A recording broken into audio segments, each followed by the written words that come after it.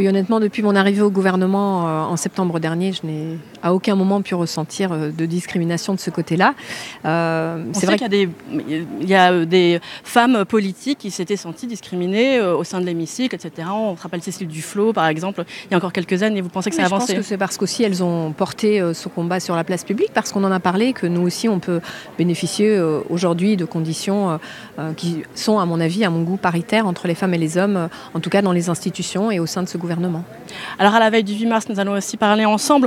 Sport féminin, c'est un sport qui reste insuffisamment valorisé par les médias aujourd'hui. Roxana Maracineanu. Oui, et c'est vrai que pour progresser dans ce domaine, pour avoir plus de femmes pratiquantes notamment, et aussi une image plus féminine du sport, on a besoin de plus de modèles, que ce soit dans les vitrines et médiatiques, c'est-à-dire à la télévision, plus de sport féminin médiatisé. Mais est-ce que les mentalités changent un peu aujourd'hui ?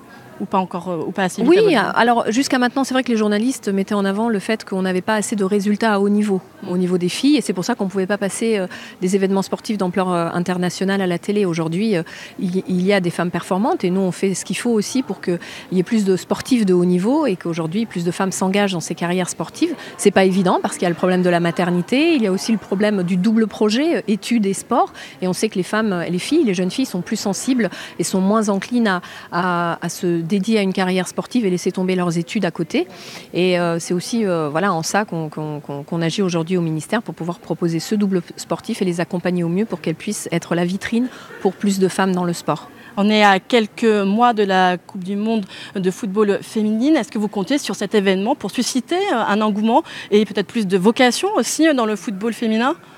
Oui, au niveau des pratiquantes de haut niveau, mais surtout sur l'accès à la pratique et l'accès à tous les sports. Plus de mixité, plus de petits garçons qui puissent faire de la danse, qui puissent faire de l'équitation, plus de petites filles qui puissent faire du football ou du rugby. Moins de stéréotypes dans le sport. Voilà, c'est ça notre ambition, favoriser l'accès à la pratique pour tous au niveau du grand public. C'est ça aussi l'enjeu de cette Coupe du Monde féminine, parce qu'on va amener des familles au stade, on va amener des mères avec leurs enfants, et on va pouvoir aussi parler de plus de dirigeantes dans le sport, plus d'entraîneurs dans le sport, plus aussi d'arbitres sur les matchs qu'on regarde à la télé. Et ça, c'est important pour arriver à une vraie parité. Un mot sur le sexisme dans le sport aujourd'hui. Alors, il y a toujours déjà le fait que les salaires féminins ne soient pas à égalité avec les salaires masculins. Puis on se rappelle, il y a encore eu très récemment des propos très désobligeants. Par exemple, il y avait eu Denis Balbir qui avait parlé du fait qu'une femme ne pouvait pas commenter le football. On voit qu'il y a quand même encore bien du chemin à faire. Oui, surtout dans le paysage journalistique du sport. Aujourd'hui, il y a beaucoup de commentateurs hommes, beaucoup de journalistes hommes qui parlent du sport. Et je crois qu'avoir plus de femmes pratiquantes, dirigeantes, haut niveau, et puis surtout journalistes aussi, ça va apporter une autre vision du sport, une vision plus en adéquation avec le sport santé, le sport éducation, le sport au plus près des attentes des pratiquants, pas seulement le sport compétition. C'est sûr qu'on va en parler différemment et qu'une femme parle différemment qu'un homme, mais tout le monde n'a pas envie d'entendre que la voix des hommes s'exprimer sur ce sujet-là qui concerne toute la société.